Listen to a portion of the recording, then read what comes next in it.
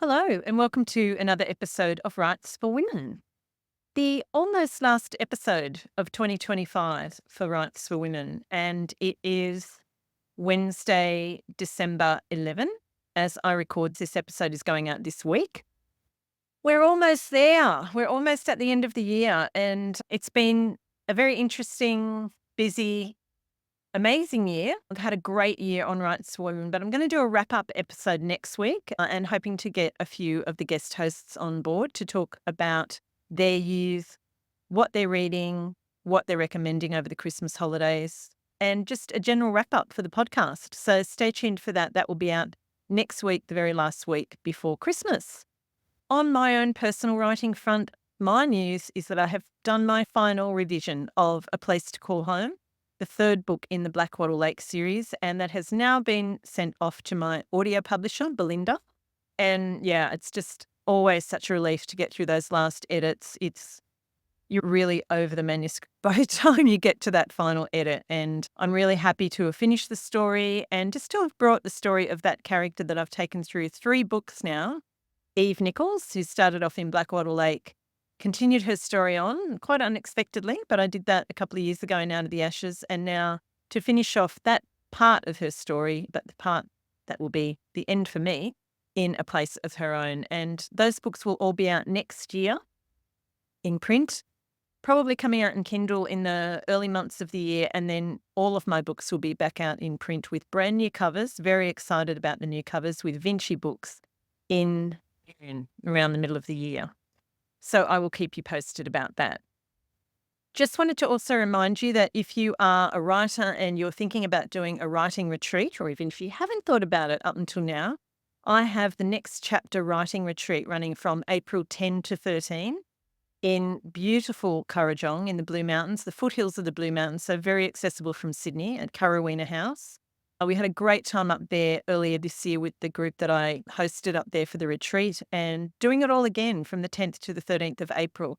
That's up on my website, pamelacook.com.au. You can pop on there. There's a couple, I think, of single rooms still available, but there are other rooms where you can share, come along with a writer friend, meet some new friends, and taking 12 people in total. 3 spots have already gone, so there are 9 spots left for a writing retreat in April, and perhaps you can put it on your Christmas list. And there is a payment plan. You don't have to pay everything up front. You can pop onto the website and have a look for that. I'd love to see some Rights for Women listeners there.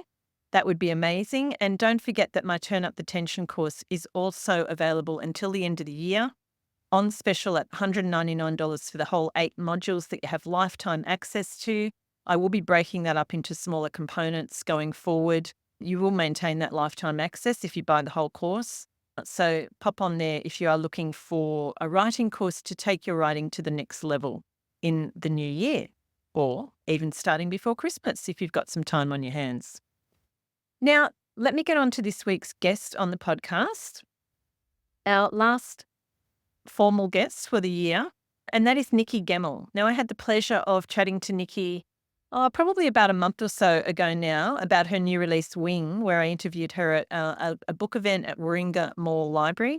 And it was really great to chat to Nikki again this time around for the podcast. She is just so full of life and enthusiasm for writing and so real and honest about the writing life. And it was just really interesting to find out what the inspiration was for Wing, her new feminist literary thriller, and to just mull over some issues to do with the writing. And if you are a Substack subscriber, you will get a little bonus interview with Nikki in your Substack newsletter this week. Always remember that if you're a paid subscriber, the place to find that little bonus interview that comes out each week is at the bottom of the Substack newsletter. There will be a subscriber-only section and you'll be able to access that. Don't forget, you can support Rights for Women on Substack as a free subscriber or a paid subscriber where you'll get lots of bonuses. So would love to see you over there. Now let me tell you about Nikki. Nikki Gemmell is the best-selling author of 13 novels and 4 works of non-fiction. Her books have been translated into 22 languages. Her distinctive writing has gained her international acclaim, and the French literary magazine Lyra has included her in a list of what it called the 50 most important writers in the world. those it believes will have a significant influence on the literature of the 21st century. Nikki pens a weekly column for the Australian newspaper. She also writes novels for children. 4 books by Nikki, Shiver, Cleave, The Bride Stripped Bare and The Book of Rapture, made the long list of favourite Australian novels as chosen by readers of the Australian Book Review. And I have to say that Shiver that's Nikki's debut novel, was one of the books that first made me want to become a writer. When I read it and I saw the way that Nikki used such crisp, evocative language, I thought, that's how I want to write. Not sure that I've actually achieved that, but it's always great to have those role models in our writing lives, and Nikki is definitely one of mine. Shiva also is possibly coming to our screens very soon, and Nikki is working on the script for that, the screenplay for that. Her most recent release, Wing, is a compelling literary novel about the fault lines in female friendships between mothers and daughters, older and younger generations, and men and women. Written in Nikki's unique poetic style, it's an important feminist story of what it means to be a woman in today's world. And that is definitely something that is in Nikki's wheelhouse. Her last novel, The Ripping Tree, which I absolutely loved, historical fiction with also a feminist flavour, took her into a new space, but she's back to writing feminist contemporary fiction. And from the sounds of this interview, that's definitely where she's staying for a while. Grab a cuppa, pop on your walking shoes and your headphones, whatever it is that you do when you listen to Rights for Women. And I hope you enjoy this interview with Nikki Gemmell.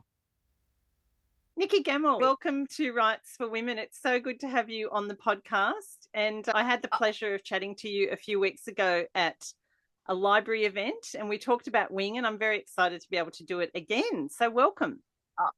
Thank you, Pam. It is so lovely to always talk to you. I love your wisdom and your kind of deep thinking about books. So thank you.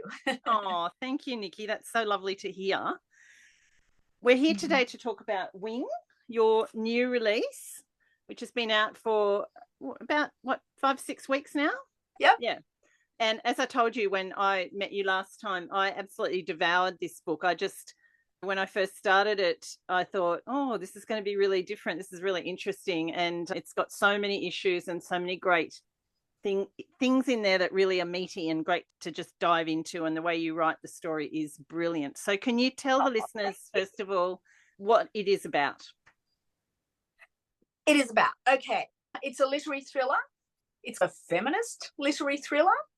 It's a riffing on the seminal work Picnic at Hanging Rock, the Joan Lindsay novel, which of course became the Peter Weir film, but it's an updated version of that. So think 4 Aussie schoolgirls, year 9, year 10, age 15 or 16, get lost in the Australian bush on a school camp. A male teacher goes in to find them. The girls eventually return, but the teacher doesn't. What happened? Will he return? What on earth went on out there? Who's guilty? Who isn't? It's Picnic at Hanging Rock meets Promising Young Women meets Prime of Miss Jean Brodie and a dash of Lord of the Flies in there. I just wanted to pour everything into this that I've observed about females, womanhood, young women since what I did with The Bride Stripped Bare. This is my journey of womanhood 20 years on. So there's a lot in there. It's not just a thriller. It's a lot more than that. There is so much in there, Nikki. You are so right. And I love that mashup that you mentioned there about Picnic at Hanging Rock and Lord of the Flies. It's got all of those elements in there. And I loved that echo of Picnic at Hanging Rock in the book. I remember just loving the movie the first time I saw it and being so mesmerized by this idea of the girls disappearing and then the way it was portrayed in the film in this kind of really ethereal, spooky way. Yes. And you really capture that sense of, I guess, the potential darkness of the Australian bush that has appeared in so many different ways in our literature. Is that something that has always fascinated you? Yes, absolutely. It's the little boy lost, the little child lost trope. It's our ultimate fear, the settler colonial idea of our loved ones getting lost in the Australian bush and will they ever return? And I was fascinated by that, fascinated by Picnic and Hanging Rock in many ways, but I wanted to give the girls agency. So that is one of the big differences between Joan Lindsay's version and my version. This is very much a modern day examination of gender politics, generational differences, mothers and daughters, the dynamic between teachers and students, male teachers and female students, a principal and the whole school body, because the book is written from the perspective, the protagonist is the principal of the school. So she's observing everything while trying to maintain the reputation of her school and find her students. One of them, because I wanted to raise the stakes as a novelist, one of them is her goddaughter. And the rest of the student body doesn't know that she has this secret relationship with one of the girls that's gone missing. So yeah, there was a lot in there that I wanted to examine and push further than the Joan Lindsay version. Yeah, you definitely do that, Nikki. And as you say, there's so many different ways in which you up the stakes for this protagonist, the headmistress of school. Mm-hmm. And of course, one of those being that it is a very elite kind of private girls' school. Yes. It's a coveted job that she's in. Won't give away spoilers because there's other things going on for her in the background. But of course, the reputation, as you say, of the school is at stake, as well as primarily the girls' safety. But she has to go into this mode of trying to make sure that the panic is minimised and that the parents are placated and that the media doesn't get a whiff of too much of what's going on. So when you are planning a book or when you are writing a story, yes, at what point do you stop and think about, oh, I need to increase the tension or I need to up the stakes? Or are those things that you plan out in advance or do they happen for you as the story unfolds? Pam, this is an awful confession. I've written maybe 20 books and I wish there was a magic formula that worked for me. Everyone is hard and hard in a different way. My novel before this one was historical fiction. It was called The Ripping Tree. It took me 10 years of agony to get that book into the world. It was like drawing blood from stone. It was hard. It just would not come easily. And that was the book where I thought I am going to plot everything in so that I begin with a skeleton of the story and I just have to luxuriously spend the time fleshing that skeleton out. I can remember going down to my local newsagent and buying 2 huge cardboard sheets like we used to do on school projects when we were at primary school, and a marker pen, and literally with that marker pen just writing down plot point by plot point until I got to the very end. And then I remember sending it off to my wonderful editor, Catherine Milne, at HarperCollins, and she was like, the ending needs to change. And as soon as she said the ending needs to change, everything else unraveled. Right. Those cardboard sheets. So that was 10 years of back and forth with the editing. But Wing was a different situation entirely. I sold the idea to HarperCollins. It was a couple of paragraphs. It was basically the strap line, which is written here: 4 days, 4 girls, 1 teacher, what happened? I never really deviated from that strap line. And when I finally sat down to write Wing, this one came really strongly. I was really sure what I wanted to write. It just flowed in a way that the previous book hadn't. And I feel really strong about it. And Catherine, my editor, does too. She says, Nikki, this is your groove.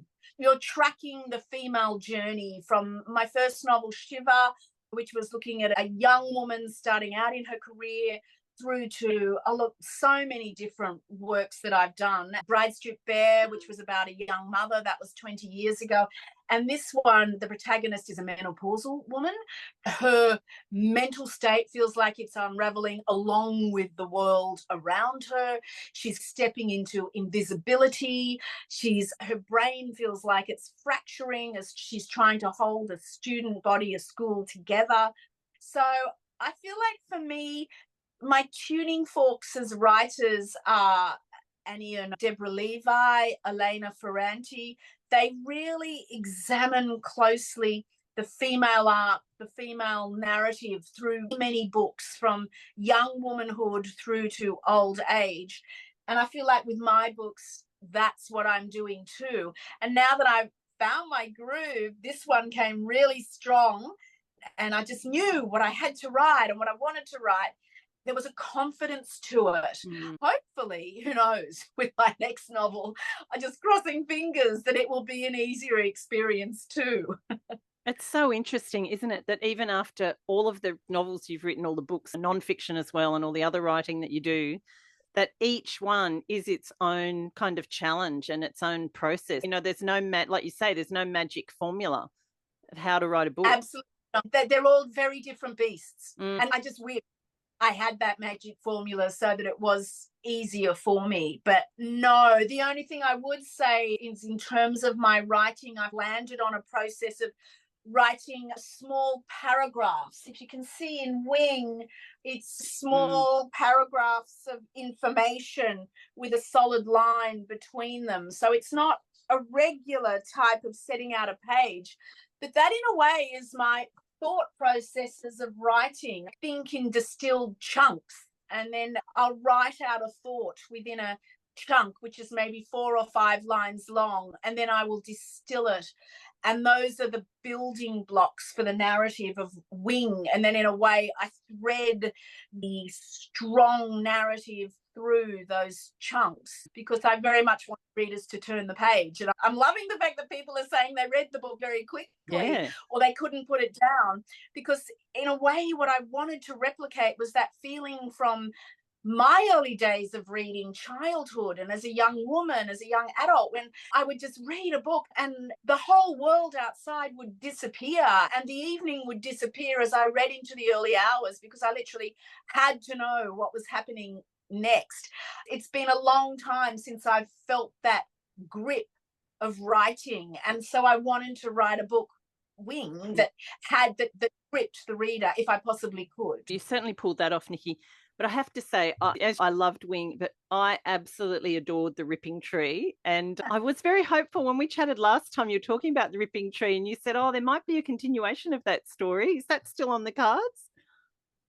Oh, look, you know what? I love the story of The Ripping Tree. It's historical fiction. It's set in like the 1820s, 30s. And I wrote it in such a way that there's an open-ended situation at the end where, yes, there absolutely could be a sequel to The Ripping Tree, because when I was finishing it myself after that very hard 10-year process, I was thinking, I really want to write a companion book to this because there's so much more that I want to say. But I couldn't get my publishers interested in that. So this is why I went on to Wing, which is, I guess it's my groove that I'm more comfortable in and I find easier to write. So my next book that I'm going to write is in a similar vein to Wing. I just feel like it works. It's known. I can have fun with it. And it's not agony the way The Ripping Tree was. I wouldn't want you to go through that agony again, Nikki. That's all right. Maybe down the track. Oh, well, one day. Yeah, exactly. Down the track. Let's go back to talking a little bit more about some of the things in the novel. So the girls that go missing are part of a group called the Sins, the name coming from one of the girls, Cinnamon, who, as you mentioned, is the kind of secret goddaughter of the school principal who is the protagonist. It's a really interesting kind of exploration of, and not just with the Sins, but with the parents as well, and with the headmistress and her best friend, who is Sin's mother. This exploration of female friendship and the dynamics around that. Can you talk a little bit about that? Yes. So this book is a lot about female friendships too. They've been hugely important in my own life. I'm fascinated by the dynamic of friendship between women. I've just gone away on a girls' weekend with 4 of my dearest friends, and that we've all just been texting each other last night about how nourishing it was. We feel rested and recalibrated just being in each other's company and just talking. Basically, it was 3 days of solid talking. It was wonderful. But I've also had friendships that have fallen by the wayside over the years, and a best friendship that I lost, which I still grieve for. I feel like that was one of the most discombobulating and bewildering and traumatic episodes of my life, when I lost a best friendship, someone I had been friends with for decades and decades. And I just feel like I mentally stumbled or fell down a pit, really, trying to understand what had happened there, why the friendship was lost. And I thought, I guess with everything that I go through, it's like it's fuel. It's fuel for my writing, it's fuel for my fiction. Everything I do, even my columns on the weekend for the Weekend Australian magazine, as well as my non-fiction and fiction books, they always begin with a question: why? Why has this happened? What is the situation here? I write to understand. And so for me, I'm writing in Wing about a very tight female friendship that is unraveling. And a lot of women have picked up on the dynamics of that friendship and just the trauma that you can go through when a dearly beloved person is slipping away from you in terms of a friend. So I was fascinated by that whole dynamic too with the book. Yes, and I think it's definitely something that a lot of us, I reckon every woman who reads the book will relate to that in some way or other. And also the friendships between the girls. I'm an ex-teacher and also obviously an ex-student. So it really took me back to that kind of school ground, the classroom dynamics between kids and the power plays that go on in groups within schools. And I think you did that so beautifully with showing this kind of really cliquey little group who, and also taking us into each of their little worlds too as individuals within that. And obviously Sin is the leader and the one we learn about the most, but we do get to know who the other girls are too, to some extent, even though they're missing for a good part of the book. We learn about them through the protagonist's headspace, through her thoughts, through the interactions with their parents. So I think you drew on those kind of power plays and everything that goes on within, particularly in girls, I think. Yes, and how different they all are. Gabrielle Marquez said we all have three lives. We have a public life, you know, how we exist in the world. We have a private life, which perhaps our friends, our closest friends in our family might know. And then we have a secret life, which no one knows. So I was fascinated by that, the secret life of the principal, also in a way, the secret life of the girls, and what they may present to the outside world might not be at all what they are inside. I was also fascinated by relationships between men and women in terms of the missing teacher. He's a man of a certain age. I describe at one point that he's like the Swiss Army knife of men for the female protagonist, because she's the principal, he's the deputy principal. He's the one, that the bloke that you can call on to change your car tire, fix your shelves. My dad was that kind of man, and retrieve lost kids from the bush. But what emerges over the course of the story is that the protagonist, a woman in her 50s, sees this man, who she's very fond of, she's become very close to, she really relies on in the work environment.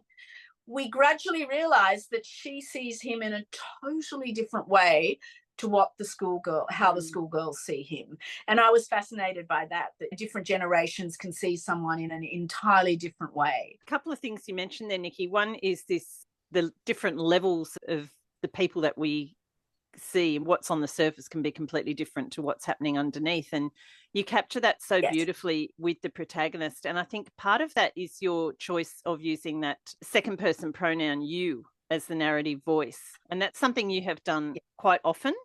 Can you talk about that decision to use that second person narrative voice? Yes. Now, Pam, as we said before, I don't have a set formula for how to write books. No, that's so right. What always happens with me is I never intend to use the second person, which is you did this, you did that. And I usually start with the first person. And then I'll read it through and I'll go, oh, it's too indulgent. It's I. There's too many I's all through the manuscript. And then I'll change. I'm like Goldilocks. And then I'll change it to the third person, as in they did this, they did that. And as I read it, it's like it's losing the immediacy. It's too distanced from the whole process.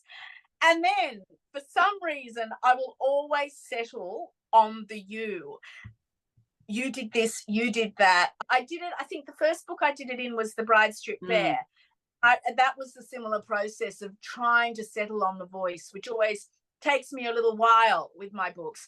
And as soon as I found the you with Bride Strip Bear, everything just fell into place and I flew with it, because the second person gives you a distance, but it also gives you an incredible intimacy with the protagonist, that you feel like you've entered their mind and decisions are your decisions. It's quite disconcerting, but incredibly powerful as a narrative device.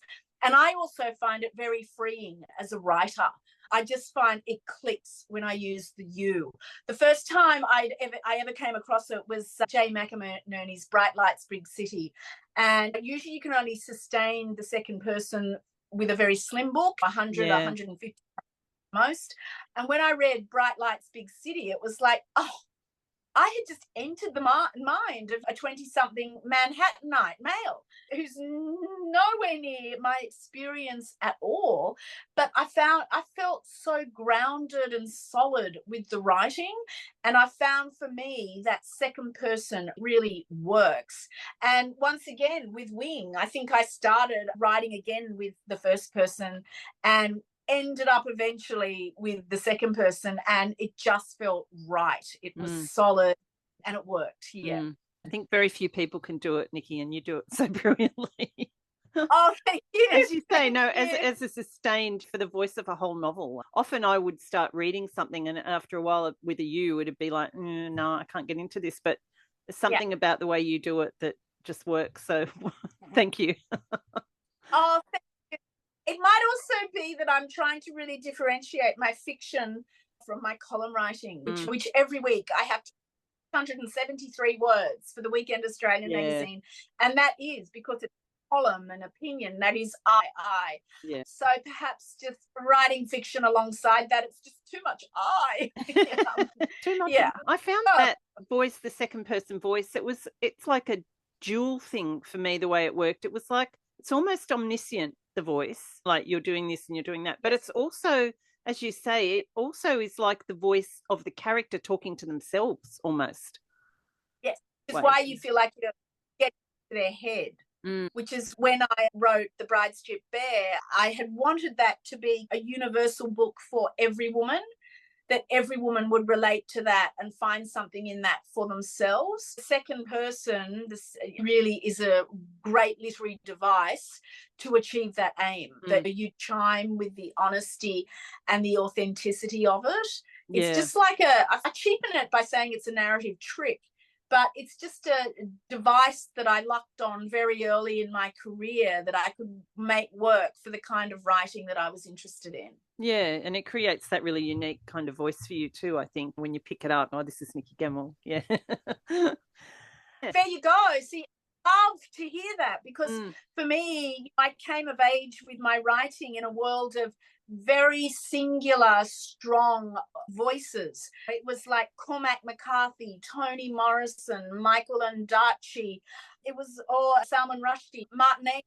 It was all these wonderful writers who had a very strong, distinctive voice. And you could go into a bookshop and not even look at the cover, flip open the book and just land on any paragraph and go, oh my God, that's McCarthy or that's Rushdie. And I guess I've always wanted a really strong, singular voice that is very much my own within my writing. So for me, that's a wonderful compliment. I'm also very interested in beautiful writing. Poetry is my tuning fork. So I spend a lot of time working my sentences to create beauty. Yeah. And that's beautiful. But you think I've got a distinctive voice in terms of my writing. Oh, thank you. Do you read poetry, Nikki? Are you a big reader of poetry? Because I know in your Instagram posts you are very poetic. You set them out with your line spacing and everything is like a poem when you're writing an Instagram post, which I love. But are you a big reader of poetry as well? Yes, I am. And it's funny because a few people say my Instagram posts are like a poem, and it's I never intend that. It's just a form that I find conveys what I want to say. It's like I'm interested in punctuation too, and all the rhythm, the musicality of a sentence. So I find setting out my Instagram posts downwards like a poem, it punctuates it for me naturally. I just, once again, like the second person, I find it's a very easy form that I just slip into. But yes, for me, when I'm writing a novel, I can't read other fiction. And I think that's part of me. I'm worried about that author's voice bleeding into my own, terrified that I'm going to take some of their words and imagery and unconsciously put it into my own books. So I just put that all aside. But I do find I can read poetry, which is wonderful. All through my writing, I just think that idea of distilling an idea into its essence and surprise. I love surprise. I learned so much poetry. Yeah, I love my poetry. And also, I'm busy. I've got 4 kids. It's like I'm trying to be a mum to them as well as getting my own fiction written. It's hard work reading a book. But if I've got to spare 20 minutes or half an hour, I can pick up a book of poetry much easier. Do you have some favourite poets? Oh gosh, so many, and they're all female. God, Anne Carson, Emily Bronte. Who am I reading now? I'm just looking now. Actually, I'm looking here at all my books. Oh God, Emily Dickinson. I've got books all around me. I'll often end up in a bookstore in the poetry department, and I'll gravitate to a bookstore if it's got a wonderful poetry bookshelf, or joy of joy, bookshelves, which not many do, but they're my favourite. Yes, it's funny, isn't it? You go in and you look for the poetry shelf, and sometimes there'll be a tiny little half a shelf, and then other bookshops, like you say, will have a whole section, which is always lovely. Yeah, exactly. Yeah. And that love of poetry, and you were saying, Nikki, you love to play with words and to really capture the essence of something in a word. And I think that particularly comes through in your descriptions of setting. And in this book, in Wing, it's set in the Blue Mountains. It's not, I don't think you mentioned the Blue Mountains, do you? But it's a very Blue Mountains-ish setting. And so I guess that gives you the kind of permission to really go to town with some of those. And it's not purple prose, it's not overly descriptive, but to really try and capture that sense of the bush and the sounds and the smells and all of those things that are going on. I'm sitting in my caravan as we're recording this, and outside all I can hear are cicadas. I don't know if that's coming through. But yeah, that kind of poetic approach to the writing is a great way to capture all those different elements in a setting, isn't it? Yes. All my books, from my very first one, Shiva, through to Cleave onwards, they've all begun with settings. So Shiva began with Antarctica. Cleave began with the idea of Central Australia. I find that's what grounds me in terms of my novels. Where is it going to be set? And yes, it was the Blue Mountains west of Sydney where Wing is set, which stands in for the Australian bush and all the tropes have as Australians about the Australian bush. And I not only went there and immersed myself in it, the sounds, the smell, the sky, the feel of the place. Instagram's been great. There's a wonderful Instagram account called Blue Mountains Explore, which gets you really into this group of secret adventurers that go into areas of the mountain that the public doesn't usually go to. That was good for a group of lost schoolgirls going into areas that's off the beaten track, and it's just ravines, gullies and cliff faces and rock pools on the top of cliff faces and bubbling creeks and towering trees. There was so much of it there that that's how my book began, with that idea of place, and it's how they all begin. Place. It's funny, as you mentioned Shiva there, because that was that was the first book of yours I ever read. And I mentioned to you when I saw you last time, it was one of the books that made me think, I really want to write, and I want to write like this. But I just had an image of an eyeball as you mentioned Shiva, because there is an image in there, I think, right at the beginning, isn't there, about ice and an eyeball? Yeah. It's the little kind of strap line, and it ends with "and a tongue on my eye." She gets a shard of grit in her eye, and then a romantic partner licks her eyeball to get the grit out. And that was something that someone had told me years and years ago had actually happened. And I thought, wow, that's, gosh, something I've never heard of, but also incredibly romantic in a way too. Yeah. So that's why I'm like a bowerbird. I've got Yeah. all my mind, my journals. So that little image went into one of my journals. And then years later, I put that into my novel Shiver. Yeah. It must have been a really strong image because I haven't looked at that book for quite a long time and it just came to me. So well done. Well done, because yeah, that book's on 30 years old. Yeah. Wow. Wow, that's amazing. You mentioned Yeah. journals then, Nikki. Are you a big journaler? Do you do a lot of journaling? Yes, I am. And I would like to shout out my teacher from decades ago, Mrs. Ting, at my high school. When we were in year 8, she handed out to all of us girls these blank journals. And she said, right, girls, I want you to write something in them every day. I'm going to collect them on a Friday and have a look at them. And we all went, oh. And she said, no, I'm not going to read them. I'm just going to flip through and see that you've actually written something, because I want you to get into the habit of writing in your journal every day.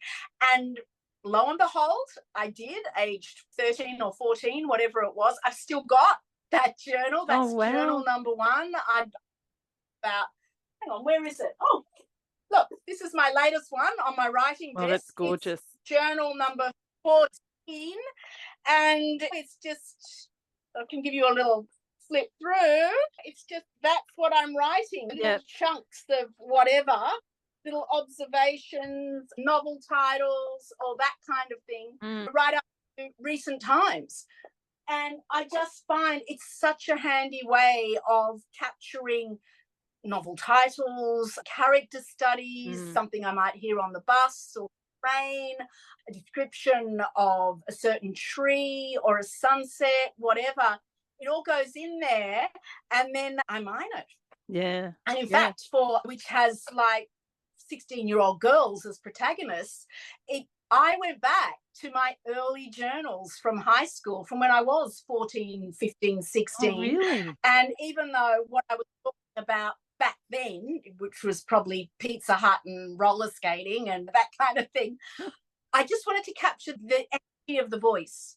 And so it was really good to be able to immerse myself again into what it felt like to be a teenage girl, with all their angst and furies and exhilarations and naivety and all of that. I just, how can I slip myself into the character of a teenage girl again? So I actually found my own teenage journals were really helpful. So yes, I'm a great journaler and I highly recommend them.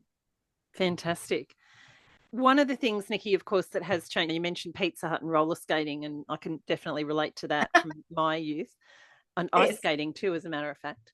Yes. But one of the things that we didn't have, of course, when we were growing up was social media. And that is something that is part of the story of Wing, because, of course, there is, as soon as the girls go missing and the word gets out, and it's trying to contain everything on social media. It's also the way that the kids use social media. At the moment, there is this legislation going through to ban social media for kids under 16. Yes. It's such a complex issue, and it's a completely different world that kids are growing up in now.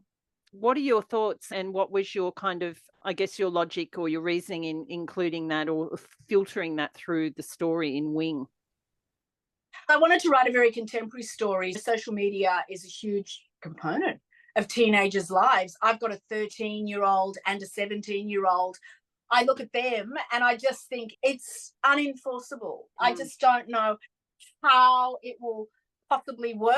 And my little buggers, my adorable little buggers, I know they, particularly my 13-year-old, I just know that he will find a way around it, as all his mates will do. My concerns as an adult are that we will also have to somehow give identity documents to the likes of a Zuckerberg or whoever. I find that really concerning. The government's going to go into a year of working out how on earth this will work. I just think good luck to them. But in terms of Wing, I was looking at the very destructive aspects of social media and how adults can infiltrate the child's world. The principal of the book, she says she's a great trawler of social media accounts to work out what is going on with her students. And I think it's dangerous out there. But I also social media can be incredibly connecting too. So we have to be really careful of that. I know with my teenagers, to stave off the loneliness, particularly during the COVID years, social media was incredibly helpful to keep them connected with their mates and with the world. So I'm just wary, but I think great intentions and good on the government for giving this a shot, but I just think, oh my God, they're creating a rod for their backs because it's going to be very hard to police. I agree. It's going to be interesting to see how it all plays out. Nikki, you mentioned before about Wing kind of being almost a culmination of everything you've been writing about to do with feminism and women's lives and things like that. Looking back over the period in which you've been writing both fiction and non-fiction, and particularly, I guess, since the Me Too movement and everything that has happened as a result or around that, what is your take on the kind of state of gender equality now and where we are now, and have we really progressed? What do we need to continue doing? What do you see as the kind of trajectory, I guess, that we're on?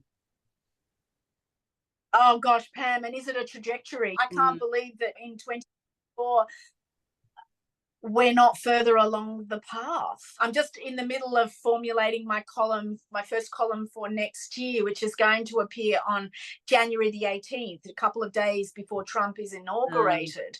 And what happened in terms of early November when he won the election, and young girls around me within 24 hours were getting memes sent to them from young men, your body, my choice. And that is just chilling. Bumps as you're talking about it. It's just unbelievable. And what year are we in? And then just this morning, it's news out about Afghanistan is that the Taliban is now preventing women from doing medical studies and from being nurses and studying nursing. And it's, what world is this? And why aren't we talking more? And when I was a young woman, I assumed there would be like this great groundswell in terms of an upward trajectory towards equality and kind of a new way forward and kind of optimism. And I feel like in some ways we're going backwards, or women are once again down the track put in their places. So I'm exploring all this, and this is what my next book is going to be about too. It's called Masterclass. So I'm just like, oh, my eyes are wide open to everything, but I'm not as optimistic now as what I was as a 20-something woman, because I just assumed the world got better and better.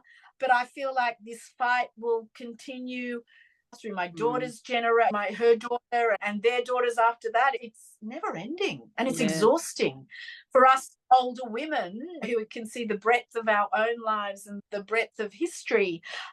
And I think that's why it's so important that books like Wing and the new one that you're working on and a whole lot of other books, that we do continue to look at this and to explore it and to put it out there as part of the conversation.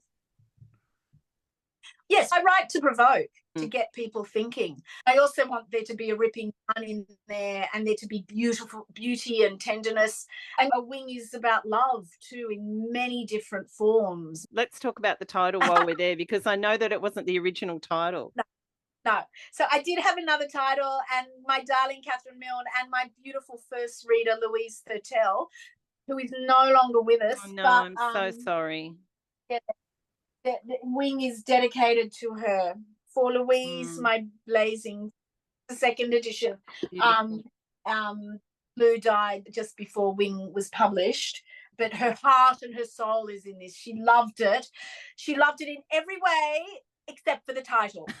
She said to me, I would never buy a book with that title, Nikki. It's just too angry. It's too masculine. This was the title that I absolutely loved. But anyway, so then, gosh, I spent months and months of trying to find another title. Going back to reading like Emily Dickinson and Virginia Woolf and Emily Bronte poems, and trying to get a little sliver of a phrase that would work as a title. Nothing sat quite right. There was like 40 or 50 different titles. Wow. I kept them all. So, some of them down the track. But eventually I just came across wing. And there were a few bird references in the book, and I thought, oh, wing, winged by love, tucked under your wing. There's something incredibly tender and hopeful about wing and birds and flying and wanting them to be free, and kind of the metaphors of that with young women. And pinged wing across as a suggestion to Catherine Mill, and it was just before we had to really get serious about the editing and the proofreading and all the rest of it. It was like we really had to make a decision here. And as soon as she read wing, she just went, that's it. That's it. Yeah. So finally we title, but it was agony coming across it, landing. So you were able to let go of your original choice. You conceded. Yes. But I've tucked it away. It's in my journal somewhere, and hopefully I will resurrect that title down the track. Good. I look forward to it. We are going to wrap up the main part of the interview in a minute, Nikki. I've been chatting to you for a while now and keeping you talking, but we have a few questions for the Substack supporters. Sure. I guess just the last question I wanted to ask you as part of this the bigger interview. This stage of your career, you mentioned around 20 books. You've been writing for a long time, and you are on a roll now. Yes. You've got this voice with Wing, and you're continuing that on in the next book. Do you plan ahead to what you're going to be writing or looking towards writing in 5 or 10 years' time? Or is it just a matter for you of each book as it comes to you, and you get the energy for that and you go with it and then see what happens next? Yeah, no, look, I certainly don't plan ahead 5 or 10 years. For me, I guess it's this working class work ethic within me that I just have to just keep on going, because I literally have to make a living. Both my family, both my mum and my dad was a coal miner, my mum was a coal miner's daughter. They never finished school, let alone went to university. They left school, both of them at 16, to just go and work, because what you're expected to do. Yeah. They were both very bright. Dad went down the pit and mum became a receptionist in a hairdresser's. So I guess I have that in me that I just have to keep on working, because I have to provide. Writing isn't an indulgence for me. I don't have family money behind me to do it. I just have to make it work somehow, which is why I've always supplemented my novel writing with journalism. For me now, writing that Weekend Australian is how I make money to support my family and to buy me time to actually do what I really want to do, which is write novels. But there's this sneery thing within the literary world of some people look down at me because I have to write a column at the same time. It's the only way I can afford to make a living as a writer is by doing that.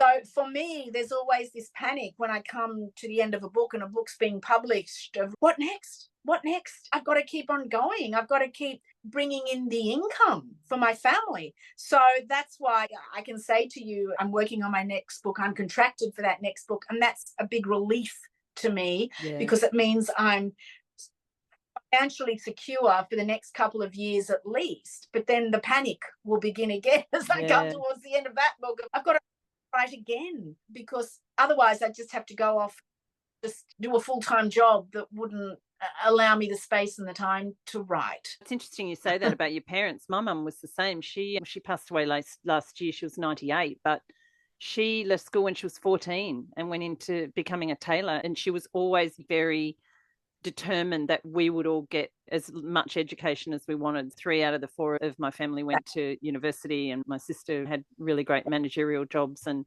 for mum that was always such a regret that she didn't get to continue her education. Same. And my dad, he never understood me writing novels. I remember when in my early 20s I said to him, Dad, I really want to write books, I want to write novels. And he just said to me, waste of time that. And for him, writing books was just an arty, farty, airy-fairy kind of indulgence. He would make a living out of it. So in a way, I've spent my whole writing career trying to prove him wrong. Interesting. We'll wrap up this part of the chat now, Nikki. We are going to go on just to do a quick Substack chat. So thank you very much for your conversation, for being here. It was a joy. Thank you. Thanks so much, Nikki.